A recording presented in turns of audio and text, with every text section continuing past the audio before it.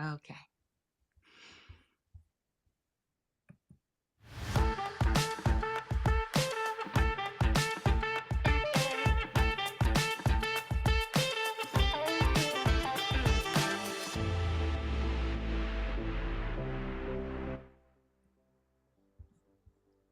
Raise your hand if you can hear me. Raise your hand if you can hear me. All right. Hello, everyone, and welcome to the start of the meeting for Online Presenters Toastmasters Club. I'm Sunny Fridge, your Sergeant at Arms. This meeting has officially begun. Guests, please note that in order to be a member of our club, you must be a current or former active member of Toastmasters International and have completed at least 6 Toastmasters official speeches. However, if you have substantial, relevant presentation experience, we welcome you to apply for membership after demonstrating your abilities in a 2 to 3 minute speech delivered during one of our club meetings. All requests for membership are subject to approval by the members of our club. If you have not already done so, please change your panel to ensure it displays your name and role. Hover over your video, right-click, and select Rename to do so. Also, please mute your microphone when you're not speaking. We have members and guests from many countries throughout the world. As a professional organization, we ask that you please be aware of language or word usage that may be considered offensive or otherwise insensitive due to cultural differences. Please note that we will be recording the meeting. Your video and audio contribution may be used for club marketing purposes. And now please help me welcome our club Vice President of Education, filling in for President Marianne Grady. Let's welcome Joni Laidlaw to the virtual stage. Welcome. Thank you so much, our Sergeant at Arms. Everybody, nice to have you here today, regardless of all of the circumstances that are going on. Let me start off by saying our president is currently under the weather, literally and figuratively. So let's keep her in our thoughts and prayers and see how we can follow up to make sure that she gets back to us as soon as is possible. I know that she is definitely going to be missed. For today, we're headed on our way to zero. Hopefully nothing too dilatory. I don't know how this one is pronounced. It's going to be fun to be used. Will happen to get us there. Please help me welcome to our virtual space the person who is going to be leading. And yes, I will be welcoming our guests after. So I'm going to ask our guests to stick around until the end of the meeting. Considering the little snafu at the beginning, let's get straight in. Please help me welcome David Carr, our Toastmaster of the day. Thank you, Jenny Renee.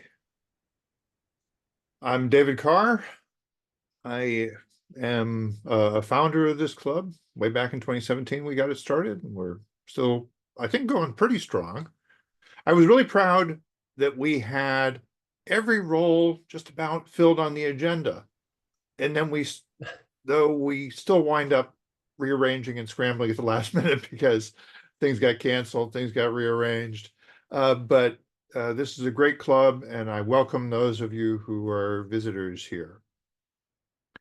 Our theme for today is Zero Inbox, or Inbox Zero, which is the, to me, mythical state of having read all your email messages.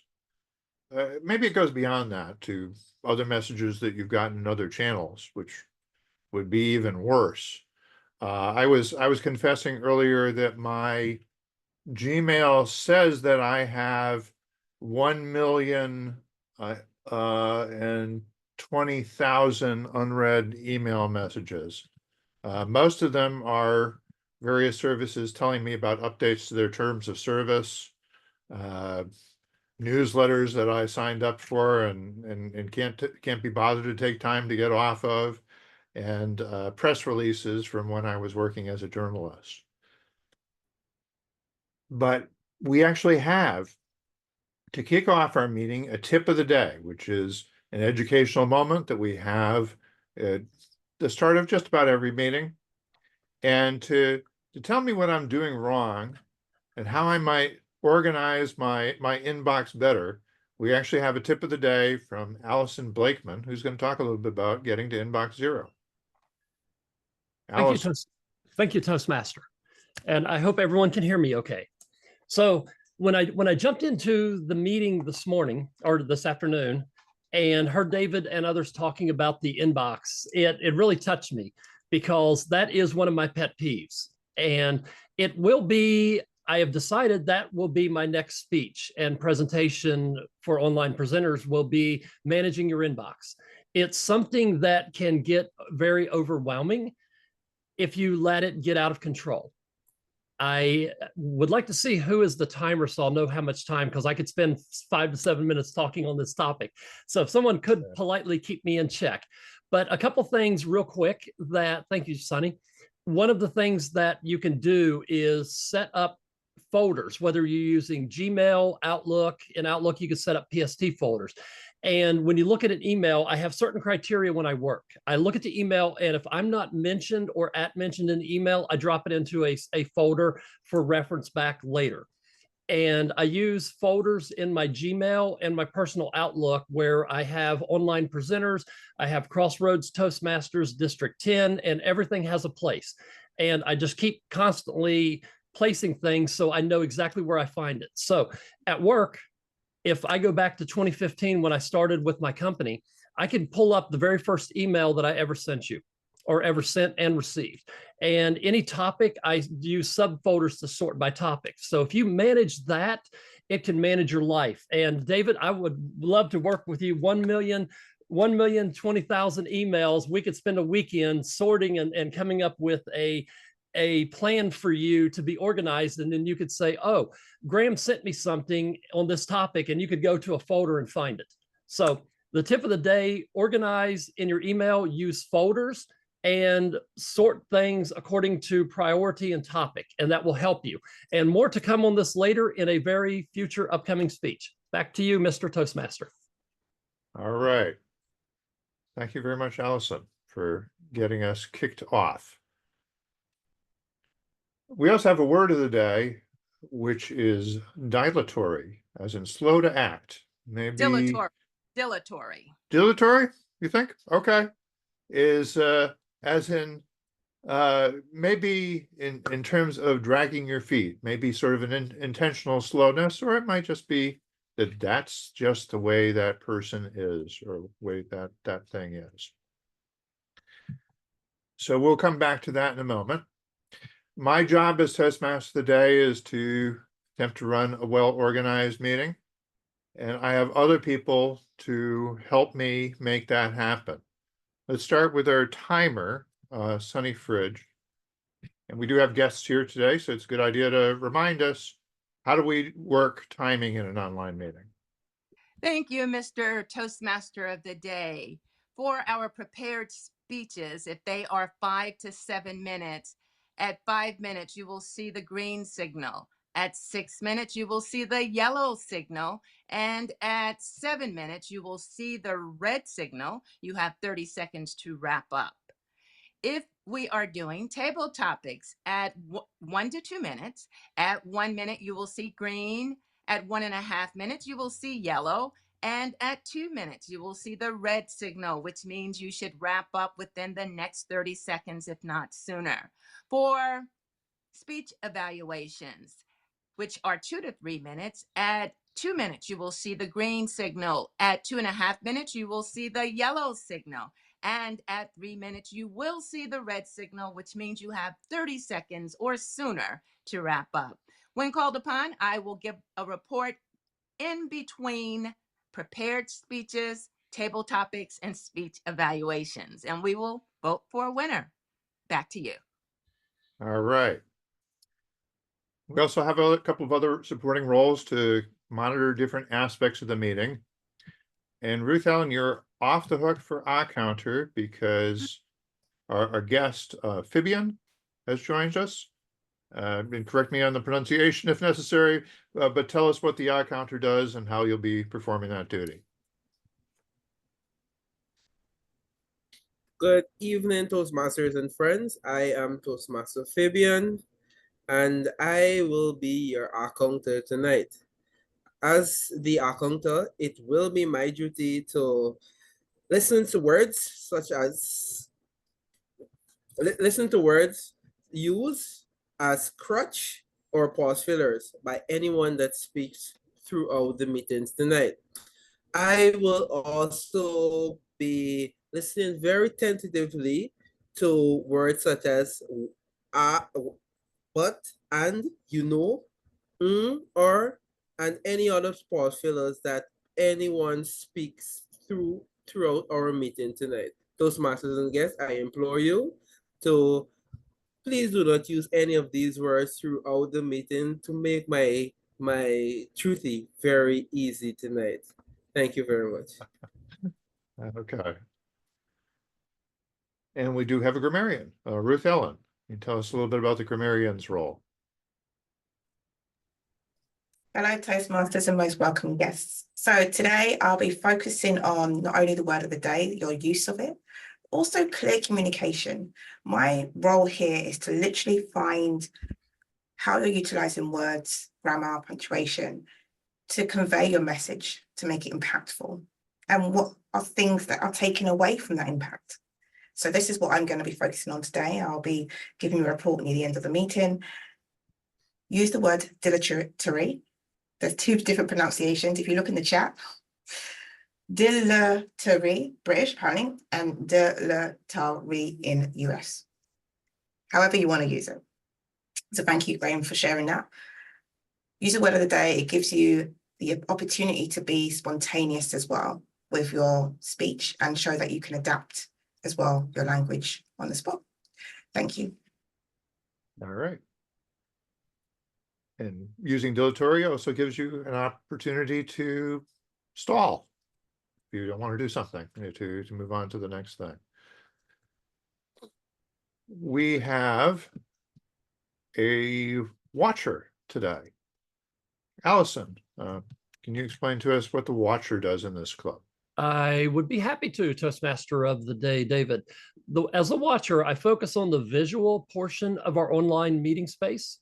As the watcher, I'm responsible for noticing all meeting participants, not only speakers, but others as well, providing constructive feedback for areas of improvement. Back to you, Mr. Toastmaster of the day. Terrific. And then doing double duty, as she so often does, as chat monitor and vote counter, we have Carolina Ramirez. Can you explain those roles, Carolina? Yes, sure. Hello, everyone. As a chat monitor, my role is to facilitate the back channel communications through the chat function of the online meeting platform. If you have any question, I will be happy to answer in the chat. And at the end of the meeting, I will give you my report highlighting the most noteworthy items placed in the chat during the meeting.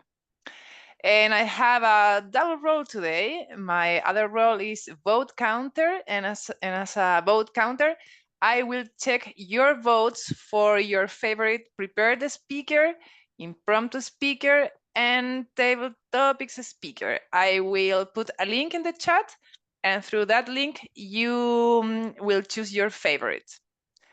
At the end of the meeting, I will announce the winners. Back to you, David. All right, terrific. So we have two formal speeches for today's meeting. So this is a good thing. The first one actually is a little bit longer of a speech. So it is a 10 to 12 minute. Johnny Ray Laidlaw is working on engaging humor level 5, demonstrating expertise, reflect on your path. So for 10 to 12 minutes, she's going to be telling us all about self-deprecation and acquired taste. Johnny Renee Laidlaw. In Jamaica, we have a phrase, take bad things, make joke. See, whenever things go wrong quite a lot, you learn self-deprecation. You learn to take whatever is bad that's happening around you and laugh about it, because that genuinely, honestly, is the only way you're going to make it out with your sanity. Now, most people don't understand how trauma works and how bad it can be. But if you have hope, and hope a lot of the times can simply be found in laughter. If you can find a way to make a joke,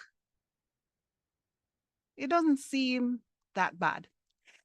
Everybody knows comedy is just tragedy given time. My time frame, however, sometimes just happens to be too small, because I'll be finding the comedy in the situation while I'm going through it, while everybody else is wondering, why exactly is she laughing? And I could never understand why people could not understand why not because it's said means that it's true. Usually, my jokes are inside jokes. People who I get to know, I will joke accordingly because, well, you would have by default known a bit of the reality. So if I say I'm blue, not literally meaning I'm sad, but that I actually am currently the color blue, I would think that it's rather evident. No, I'm not. I learned, however, with time that most people tended to believe what I was saying when I was being self-deprecating. And I could never, ever, ever understand why. Reflecting on this path, though, actually made me understand. There was a quote from Darren LaCroix. It says, comedy cuts down, humor lifts up. Oh, that's why everyone just wasn't getting it. See, for me, self-deprecation is fun. It's fun to state the obvious. I mean, after all, there are things that I know is wrong. You know is probably wrong. And I'm not the kind of person who is going to be dilatory and wait until somebody happens to point it out. I'm aware. I just usually do it in a, that's funny. I get it. I understand kind of way, because laughter is something that I look at as people will forget what you said, but they'll never forget how you made them feel. So even if we're laughing at me together, we're both laughing. So at least you'll be happy. The at me part, however, was silent in my brain until I started doing engaging humor. Now, when I started engaging humor, even before I did level 1, which, by the way, because I personally am dilatory and I wait until the spirit moves, I actually made the mistake of my spirit moving. Again, a Jamaican phrase. It means when I feel the vibe, the pulse, the feeling to do it.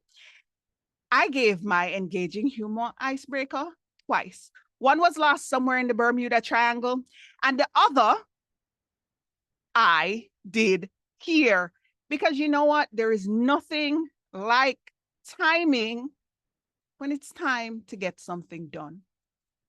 The only thing I knew with this path, though, that even though there was nothing else I particularly had laid out, when I got to level 5, I was doing ethical leadership. See, anybody who's been around me long enough has heard me complain about every single living condition working, not living. But technically, work does take over your entire life. It's what you fall asleep thinking about. You wake up, it's always on your mind, just on your shoulder, constantly nagging you. No matter what, it's always there. Leadership was something I have always complained, nagged. A couple of other words about asterisks and that start with F and end in fire truck come to mind.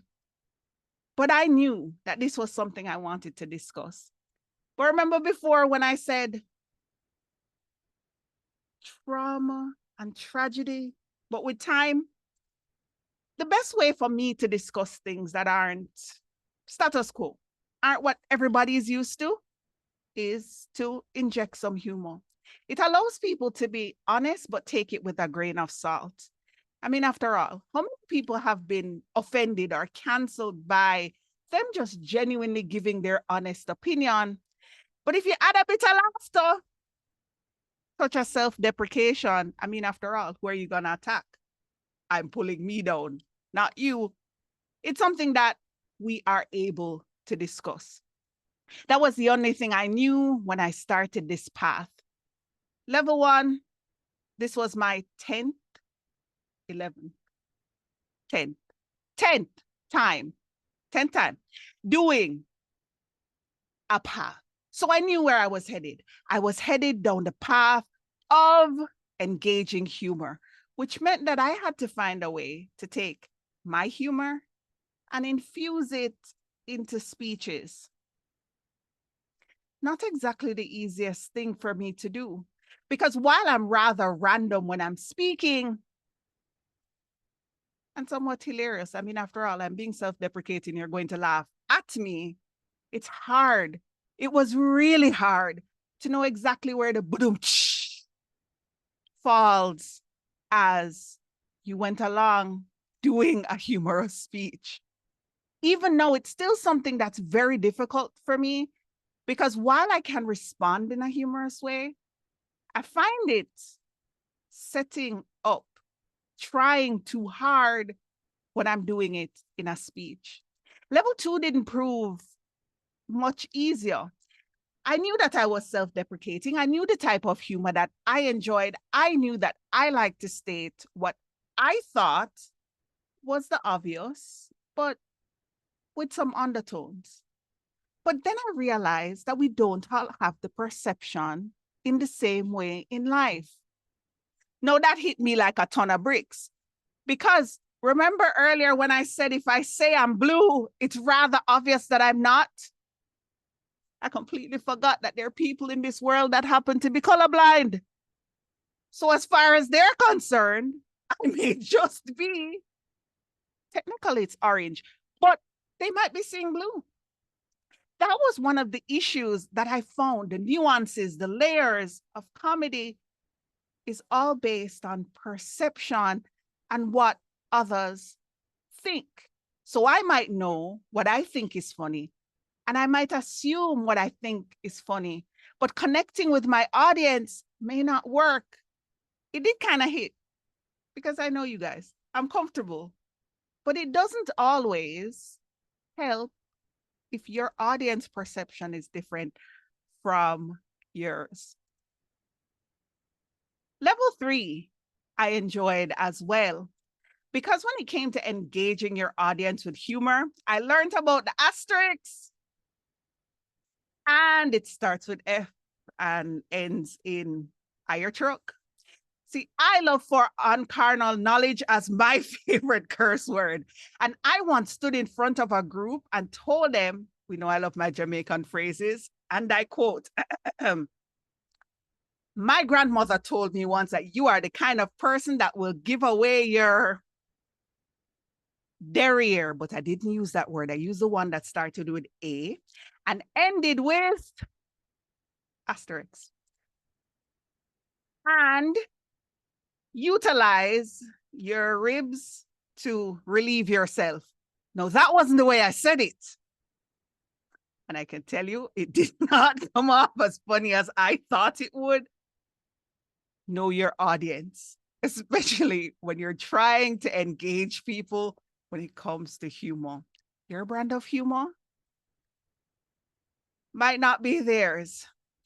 Now, the beauty of this project for me, though, was being able to incorporate humor in things like focusing on the positive. Remember, it's my coping mechanism. So I liked knowing that no matter how bad things got, if you can make a joke out of it, you're going to survive. And it really is that simple. It made level 3 being completed so much easier for me. The power of impromptu speaking at level 4, though, got me. You see, that day I was being a division director and I didn't get the chance to look over anything. So what was done literally was impromptu.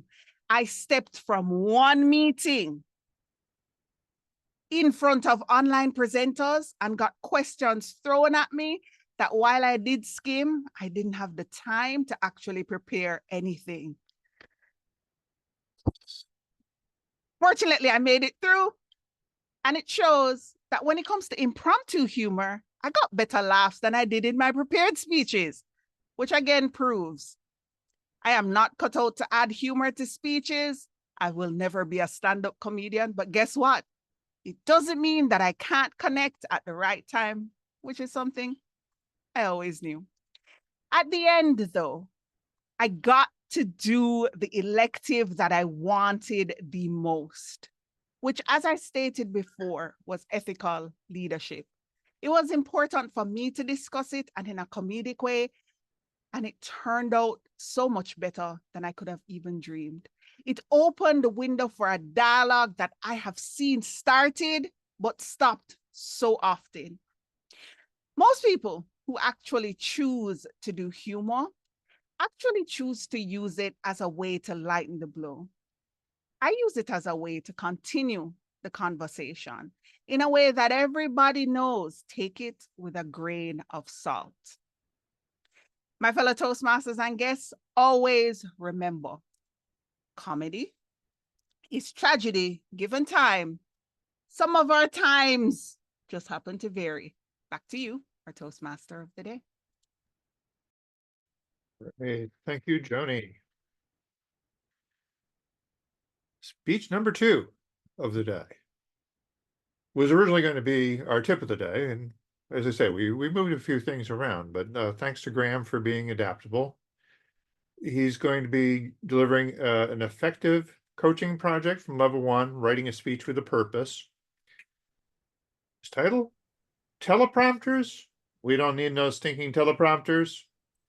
Graham will be looking at when a teleprompter would be useful for a presenter and when it would be overkill. Graham Cairns, everyone. Thank you, Toastmaster David. It was 2007 or thereabouts. No, 2017. This club hasn't been around since 2007. 2017, this club had literally just chartered. And there are, I notice some of us are charter members here. And so I'm hoping that you will remember this. Our first meeting after the club chartered, we had a presentation by a friend of the club, Roger Corville, who's presented to us a number of times. Roger was at this meeting discussing how to give effective online presentations, because delivering effective online presentations was and remains the raison d'etre for this club. There are Toastmasters clubs covering everything from storytelling to politics to general community clubs to, hey, there are those that there's a Dungeons and Dragons Toastmasters club. Now, I haven't actually been to one of their meetings, but they really, really look cool. But anyway, this club's raison d'etre was all about using this environment to present effectively. And so Roger Corville came along. And I remember one of the pieces of advice that Roger gave was about how to engage with the audience, particularly using the chat. And his suggestion was to, if possible, have 2 monitors. One monitor, which is the one that you are primarily delivering to and where your camera is and where you can see the audience in general terms, and a second monitor, which is specifically for chat and interaction. And I thought that was really good advice. Except that Roger had the problem, as we all do, if you're looking over to the chat. Now, I've got a widescreen monitor here, so you'll see exactly what I'm talking about. When I look over to look at that chat, I'm no longer looking at you. I'm looking off to the side. But that's with webinars, and that's an issue that I think people get used to, and they understand that, yeah, you're reading the chat because they want to. There are times when it's important that we maintain our eye contact with the audience, but that we get the information absolutely correct. Have you ever tried delivering a speech where you have no notes and you can deal with the camera, and that's not a problem? I think all of us have been in that circumstance. I hope so. But what about when you have to use notes? I know the first time I had to use notes for presentations, one of the observations that people made was, Graham, you were obviously reading from the notes because the notes were down the bottom of the screen, which is where I would be reading them from. I don't want that. I want to be able to have my notes right next to my camera so that I can look at the notes and look at the camera, and you won't be able to tell the difference. Well, there are ways that you can do that. And the most obvious way is to use a teleprompter. Anyone here use a teleprompter? Own a teleprompter? Anyone here think the idea of owning a teleprompter is really quite bizarre? Well, other than Sunny, yeah. You can actually buy teleprompters for as little as around about $50. In fact, I'm about to put, I hope this is going to be the correct link. No, it's not. That's not what I wanted to do, so we'll ignore that one. Please, I'll try and get rid of that. I'll find my notes here, which are down here somewhere. That will be the notepad. Here we go. Here we go. Of course, I had practiced all of this and made sure that it was going to work. I'm going to put into the chat some links to cheap teleprompters. These are just a couple that I found on Amazon. Now, I am not making these as a suggestion that you buy them. I'm just saying that here are some options. The first one is quite small. It's only about a 2-inch monitor, which is going to be really difficult to read your text from, but it is also only $50, and it sits literally on your laptop screen and doesn't get in the way. The second one, much more expensive, about $150. It's a bigger reading screen. It appears transparent to the audience. The material that's coming up on the teleprompter does not appear on your camera, and therefore does not appear to your audience, but you can read it. But it is about $150, and it also takes up the vast majority of your screen's real estate. You cannot see the rest of the audience, which is not what you want to have happen. So how else can you do it? Who here has Microsoft Office or equivalent on their computer? Who here writes using Microsoft Word or equivalent? If you create a document in Word, and I'll use Word because it is the one that we most use, you can have that appear as a smaller, you don't need to have the full screen. You can have the screen shrunk down. Let me show you something here. I need to go back around so that I'm no longer doing this. I'm going to try and share my screen, and I'm hoping this is going to work. Share screen, share screen, share screen. That will be, no, I knew I was going to do that. Duh. You ever have one of those days where there it is? Okay, now share screen. That's this one here. I have created a document which contains the notes that I am using for this presentation. I have shrunk that down so that it is quite small, but it is directly below my camera. So I can be reading these notes that say advisory engagement is good, but of course Roger kept looking away. I can be reading those notes and you don't know that I'm reading notes because it looks to you like I am looking at you.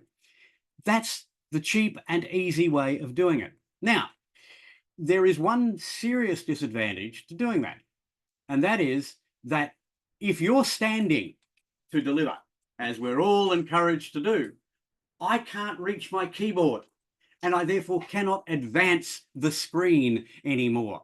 And that's a problem. So there are ways around that as well. Of course, you can use a clicker if you have the standard clicker. That's a way that you can do it. You can stand. You shouldn't, by the way, stand wearing shorts as I am, but that's beside the point. It's a very hot day here in Australia, and I forgot that I was wearing shorts, so you got to see my hairy legs. Life's tough, then you die. We don't need no stinking teleprompts because most of us aren't doing presentations that require a teleprompt on a daily basis. I know that Sunny, for example, does. I'm pretty sure probably Alison would do some of that as well. But most of us, we don't need to have a teleprompt. Yeah, spend $50 or $100 or $200 or $500 if you want to. But quite frankly, shrink your text down into a little box, put it below the screen. Most times your audience will never know. Mr. Toastmaster. Thank you, Graham. Backing up to the discussion about self-deprecating humor, I feel obligated to tell you that a friend of mine used to refer to it as self-defecating humor, which is a little bit different. At any rate, let's move on to our table topics session. So while the evaluators are thinking about the feedback that they want to give to our speakers for this evening, Dr. Andrew Byrne is going to lead us through a session of impromptu speaking, thinking on your feet. A lot of us are going to be thinking on your bottom, but the idea is the same. Dr. Byrne, are you ready to take us away? You're muted, Andy. That's too many people saying, turn off your mic, turn off your mic. All right, I am ready to dazzle you all with table topics. Before we get into the table topics, I want to reflect on your theme of the day of zero mail in your inbox. And there was another tip that I was taught about that many of you may or may not know. After a while, you get all these advertisements and junk and political stuff. And all you have to do is go into your search bar and type in the word unsubscribe. If you type in the word unsubscribe and click on it, every advertisement, political statement, and everything else that you receive has an unsubscribe to it. And if you click on that, you can get, as a batch, remove all of those unsubscribes in one shot. Just to think about it.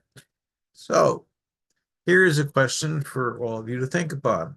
What technique do you use to get to zero net emails? Sunny.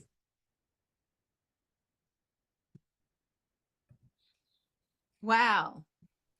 I wish I had a technique to get to my inbox. I have thousands of emails and I keep promising myself that I won't be dilatory to clean it up. I do know that some emails I really need, I try to star them. Another system that I have been known to do is that I use a feature in Gmail that will allow me to send the mail to a certain category. So in other words, maybe something with Toastmasters, maybe something with Optimus International, or maybe family.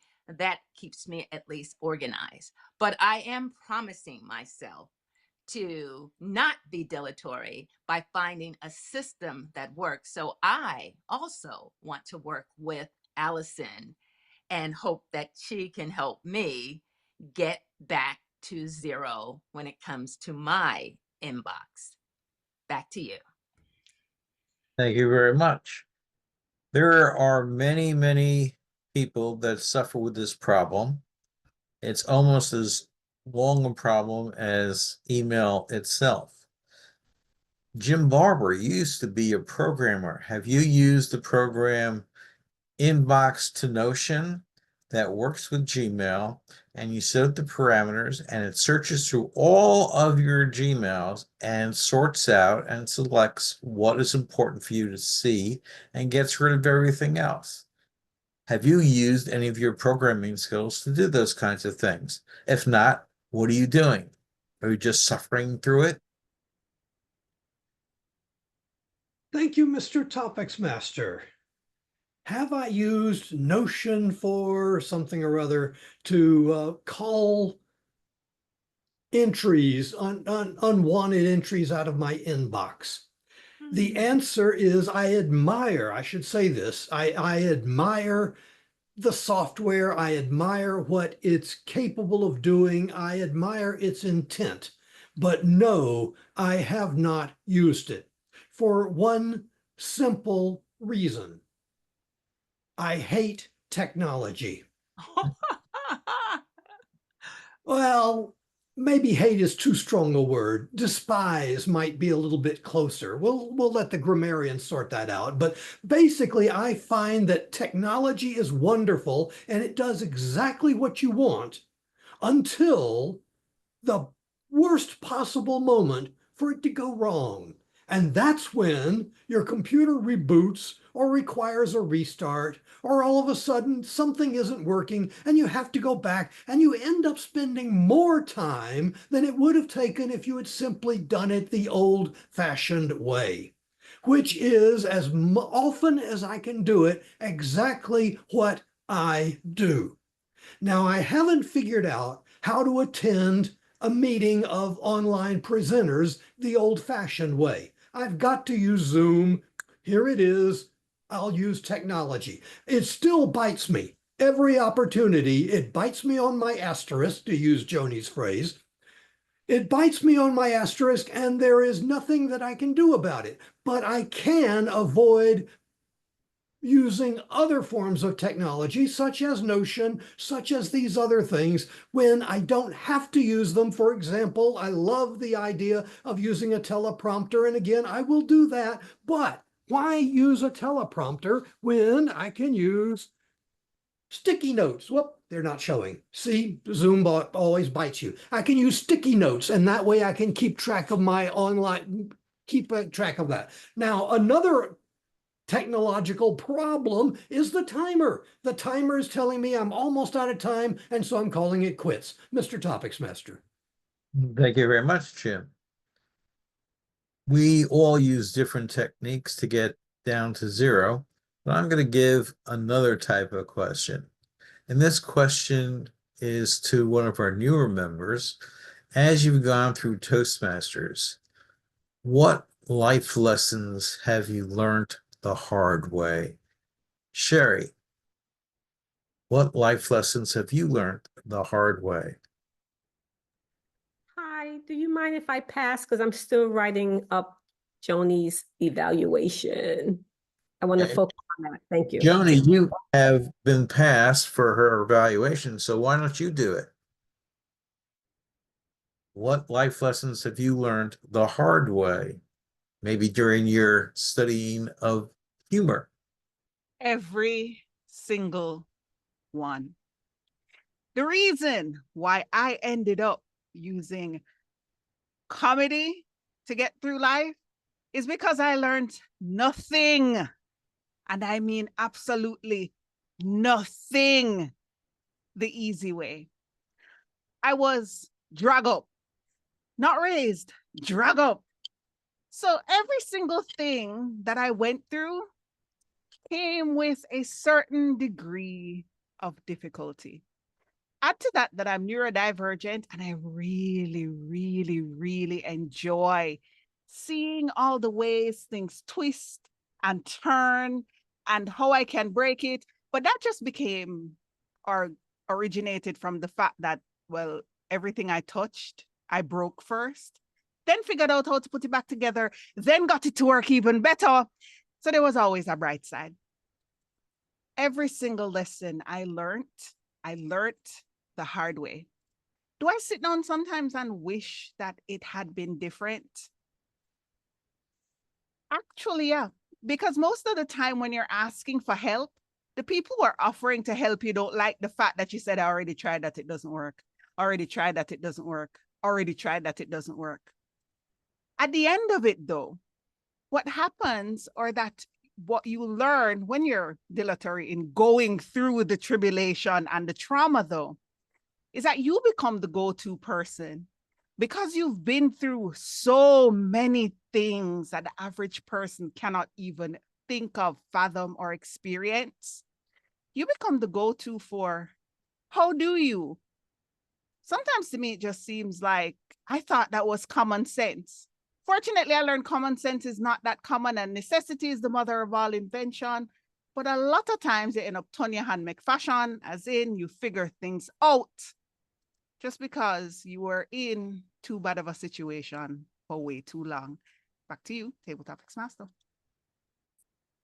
Okay, thank you. And we're going to ask our next person to use a dilatory example of how they prepared for Halloween and what costume and persona did they take on for that special holiday. This goes to Carolina.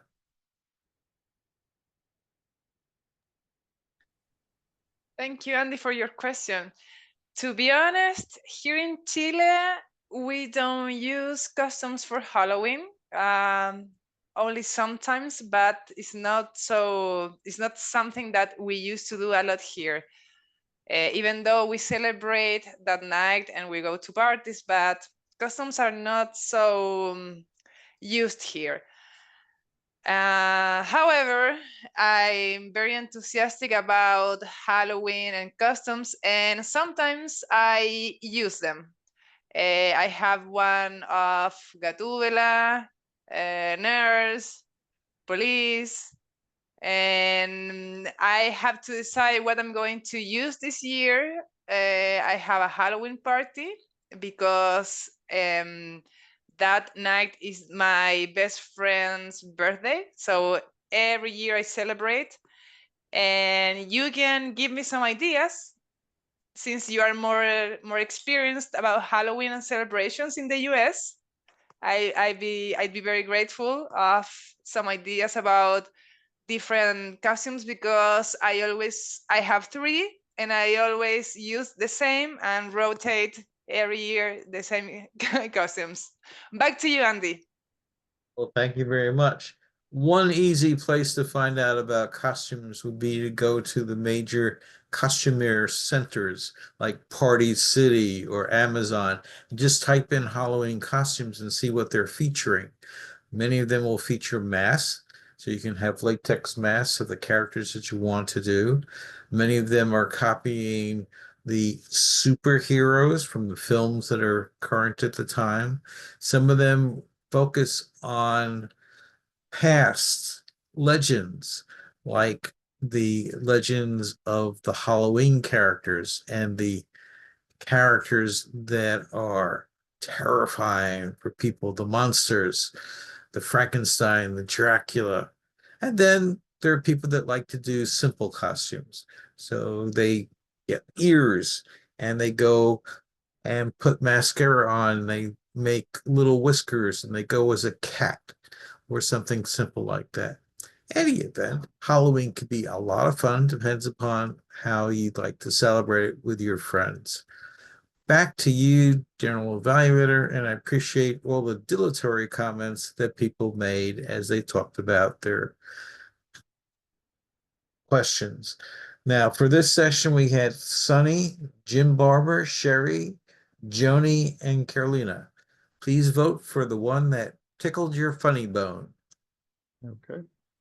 Carolina, was everybody in time? Mr. Table Topics Master, I would like to report that I spoke for a minute. Everyone actually made it. Jim Barber, 125, Joni, 211, and Carolina, 1 minute and 22 seconds. Back to you. All right. And I apologize. I was calling on the wrong person as timer, but thank you, Sunny, for making sure that we got that all recorded. We are now ready. Once everybody votes, and do take time to vote. You've heard that it's important to vote. Well, it's important to vote at online presenters too. Guests are welcome to vote. It helps the vote counter counting the votes when there actually are votes to count. I mean, the vote counter can also make things up, but it helps if they have a factual basis for announcing the winners for the evening.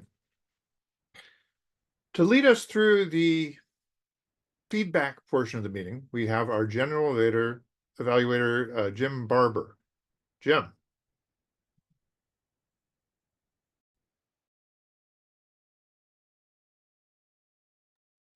Thank you, Mr. Toastmaster. I'm sorry you caught me off guard. I was busy voting and it took me a moment to get back to the right screen. Good evening or afternoon or morning or whatever. Good tomorrow, everybody, as is appropriate. Welcome to the evaluation portion of our meeting. I will remind our evaluators that the timing for evaluations is 2 to 3 minutes, so they will not be, make sure I get this right, dilatory in their observations. Is that correct? The correct pronunciation, Graham? Sorry. It is, okay. Because I know the English pronounce it the wrong way, but dilatory is right. You're correct. Okay. All right. Moving forward then, our evaluations. Our first evaluator is Sherry Blake. She will be telling us how Joni Laidlaw's presentation went. Sherry, take it away. Thank you so much. I appreciate it. So good evening, Toastmasters, and especially Joni. Today, we had the pleasure of hearing her speech titled Reflect on Your Path. It was thought-provoking with I found a touch of inspiration and, of course, a lot of insights. Joni brought what she normally brings to her speech, and that's a lot of joy and enthusiasm. Joni started off with what I would say is a cultural touch point. So she mentioned a phrase that's commonly used in the Jamaican community that was a wonderful way of showing us some cultural differences. And I thought it was an effective way of introducing that into her speech. Her message was both uplifting and motivating. By sharing her own experiences about her path, she inspired me and hopefully everyone else to look into our own paths with some renewed energy. She injected some humor, and throughout her speech, I enjoyed how she paired a little inspiration with the subtle humor. The quote, comedy cuts down, humor lifts up, was a nice touch. She also included what I caught was Maya Angelou's quote. And I thought that was impactful. It kind of gave her speech a sense of wisdom that Maya Angelou tends to give us through her words. I appreciated how she walked us through her path. She talked about each level, and she used stories for each level that helped to bring her speech to life. I liked her hand gestures this go around. They were very visible, and she used them with purpose. This added an extra layer of engagement and clarity to her delivery. She offered us practical takeaways, such as know your audience, which I think is a great takeaway. She also incorporated some subtle humor in that aspect. And I also got a great lesson out of learning about impromptu speaking and how you can get better laughs, especially if you connect at the right time. One recommendation that I have for Joni is I would recommend that when she is using, or when she starts off with a phrase from the Jamaican community, I found it intriguing, but I didn't fully catch it because it was spoken a little too quickly. Now, while I usually follow Joni's accent, in this instance, I fell short in understanding that particular phrase. So I recommend that she slow down or provide a brief explanation of the phrase. But for the most part, I enjoyed her speech, and I'm just happy that I was able to be her evaluator. Back to you, General Evaluator. And we are happy that you were able to be her evaluator also, Sherry. Thank you very much. Our second evaluator is someone who is already in tomorrow. Good for him, but he's going to be time traveling and speaking to those of us who are still mired back in the past. Andrei Smolenko is going to be evaluating someone else oh, this is interesting. Somebody in tomorrow is evaluating somebody else that's in tomorrow, but the rest of us have not gotten to that point yet. Anyway, wrap your head around that while Andrei Smolenko evaluates Graham Cairns' presentation. Andre, take it away. Thank you very much, Jim. My fellow online presenters, Toastmasters, and guests, most importantly, Graham. What's a wonderfully crafted practical speech about teleprompters? You show your experience by jumping from a much shorter, almost spontaneous speech on teleprompters in the tech tip into making a full-on, beautifully flown speech. And now I have a few things I would like to share with you and the audience. I really like the way you present it in a practical terms, relatable to Toastmaster experience. Teleprompter is the speech of software that we all want to use to look fluent, to look with good memory, and to look that we're able to make an impact on our audience without having to look at the notes like that. I get that. And when you started with online presenters, very first meeting that you remember, 2017, it made us all drawn into the story. Then your story unfolded by asking audience the questions. Who used teleprompters on a regular basis? Have you ever used them before? And then you give an explanation what the teleprompter is, how it can be used, and more than that, you even send us the links in the chat, recommending a few simple solutions for those people who do. At the same time, you offer even better solution for us who don't use, who don't need to buy teleprompters by creating a simple window in a Word format and keeping it probably right next to your camera. So when you look at the notes going through, you look into the camera directly. Beautiful use of problem and solution in your speech.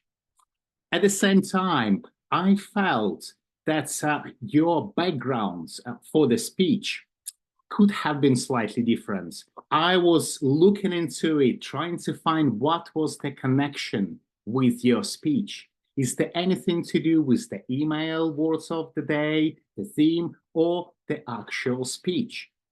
That was, for me personally, was a little bit wondering, what is that? Perhaps you could change it next time. And the other recommendation I would like to make, not only to Graham, but to all of us in this online format. If you're really hot in where you are, and you decide to wear a shirt, as I'm wearing right now, but I'm not going to show them to the audience. Or if I do, I will do it with purpose and the pride. For instance, Ukrainian colors, blue and yellow, or Australian flag. So go ahead and do it, but do it with pride. Overall, excellent, crafted speech. Thank you, Graham. Back to you, Mr. General Evaluator. Thank you, Andre. That will be a terrific evaluation when you give it tomorrow. Thank you very much. Madam Timer, Dr. Sunny, how did our evaluators do? Pardon me, I don't wish to be dilatory as I put this information in the chat. I am happy to say, even if you don't see it at this exact moment, that both speakers were under time. 3:16 for Sherry and 3:19 for Andriy Smolenko. Back to you. Excellent. Thank you, Sunny. And we will, in a few moments, have the link for casting your vote for the better evaluator. While you are doing that, I will call on our evaluation specialists for this evening. Our first specialist is the watcher, Allison, doing double duty tonight. What did you see when you were other than Graham's knees? What did you see this evening? What did I see, Jim? One thing that I really love about this group is I saw everyone paying attention. I attend 5 days a week through in my personal career. I attend a lot of meetings and I see exactly what Graham was talking about. People looking over, looking up, people writing emails, people checking their cell phones. Throughout this entire presentation, everyone on cam paid attention and was very respectful to the speakers. And that speaks tremendous amounts of everyone who is in attendance, their professionalism, their dedication, and respect to the speaker. So I don't have a whole lot to pick on except my little partner here, who is my Toastmaster buddy. And so I'm the one at fault, but everyone did a tremendous job. Thank you. Thank you, Allison. All right, and thank you to your little partner there. Our second specialist is the Wizard of Oz, our counter this evening. Vivian, how did we do Ah-wise? I'm back, Toastmasters and guests. Tonight's meeting was very, very lovely, and you made my job a bit easy. I will first start off with DTM Joni. During your speech, there was a large number of buts, and followed by also a large number of so's. And even though your speech was so beautiful, and you ended with a lovely quote, "Comedy is strategy," I will encourage you to pay keen attention on your buts and your so's. Toastmaster Grimm, you shared some powerful golden nuggets that can definitely help our presentation, especially me. And during your presentation, I observed you were repeating a lot of words, and it mostly comes when you were trying to find a document, and you started with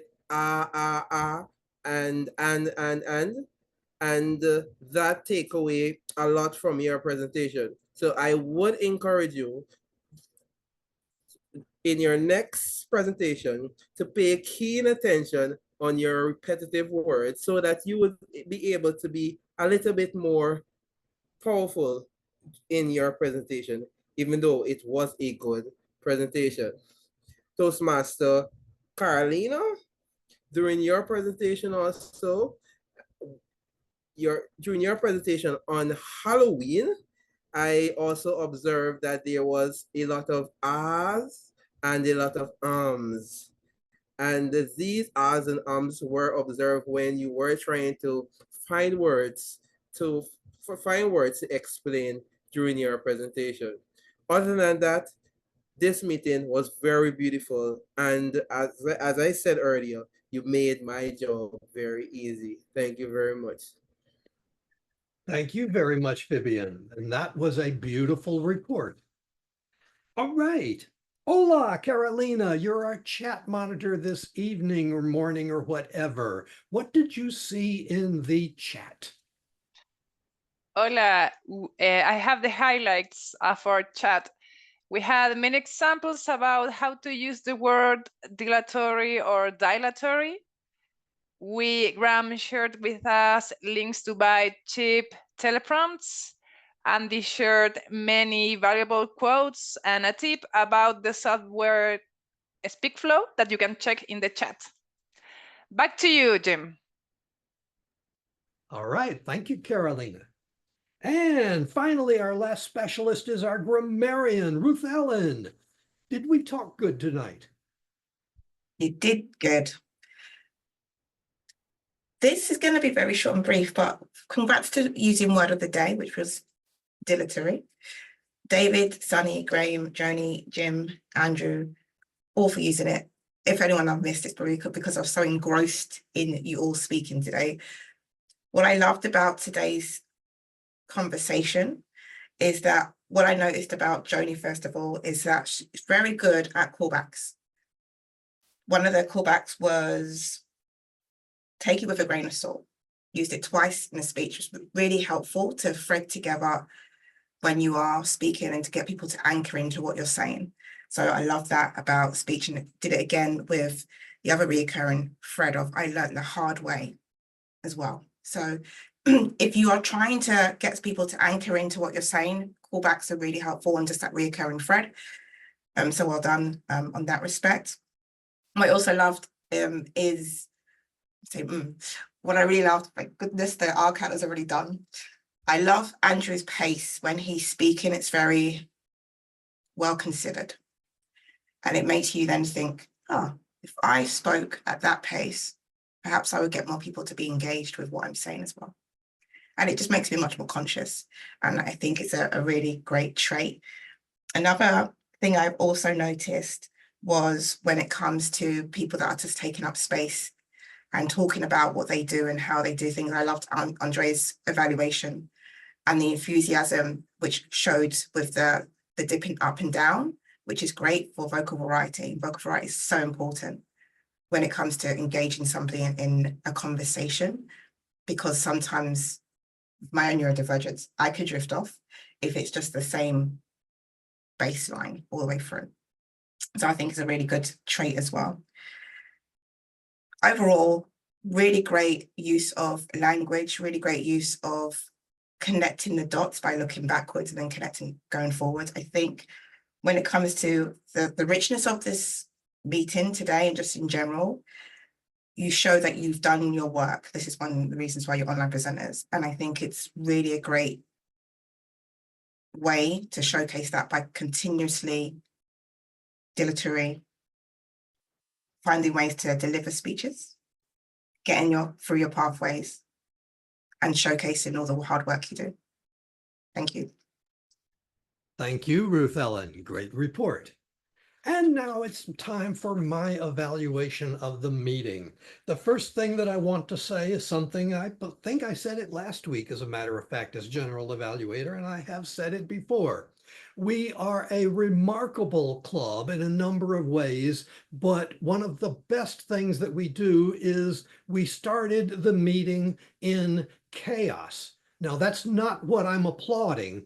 That just occurred because of weather, because of a variety of factors. But what is astounding is the way that we pulled everything together. Everybody's flexible, everybody is giving, and we went from chaos to professional in just a matter of seconds. And it was amazing. If somebody didn't know what was going on at the beginning, they would have no clue that there was any sort of a problem beforehand. And that is a remarkable achievement. And kudos to everybody here in the club for pulling that off. I want to give special recognition to one of our members, Allison. We had 2 great evaluations this evening, but as the tip master, you don't get evaluated. So I simply want to recognize that that was a very useful tip. Thank you very much.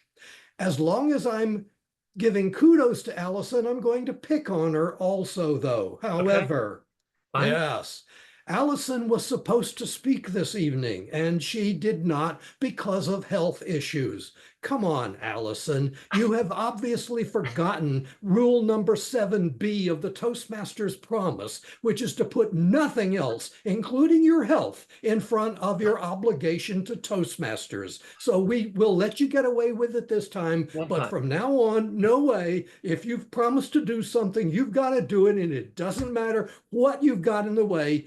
Come on through with it. Other than that, though, this was a terrific meeting, and I happily return control to our Toastmaster of the day, the inimitable David F. Carr. All right, thank you, Jim. I'm reminded of the motto of a prep school that my younger daughter attended, which was function in disaster, finish in style. So that's a good thing to aspire to. That pretty much wraps up my duties for this meeting. Thank you for allowing me to meet it. To lead you through it, Joni basically organized everything. I was just the figurehead here. Excuse me, David. I apologize, but I forgot to ask our vote counter, Carolina, who our best people were this evening. Perhaps you could do that. Drums, please. Best evaluator, Sherry Blake. Yeah, best table topics speaker, Johnny Laidlaw. The best prepared speaker, Graham Kearns. Back to you, David. All right, wonderful. Graham, you didn't tell us, did you actually spring for a teleprompter? Do you have one around the office, even if you don't use it all the time? Yeah, I don't need one, but I am actually looking at them because you never know. Yeah, I can claim it on tax. No, hang on, I've got to have an income for that, don't I? Well, let's turn it back to Joni to close out our meeting. It's actually somewhere in here. I do want to mention that we have, not next week, but the following week, we have a webinar contest. We'll be inviting back the top 2 winners from the 3 previous webinar contests. We're going to have a little championship. And also next week, we have a special workshop on speaking in a different language, giving presentations in a different language. And maybe I do want to tell you that the registrations for that of guests who want to come and be part of that are very strong. So let's make that a great meeting.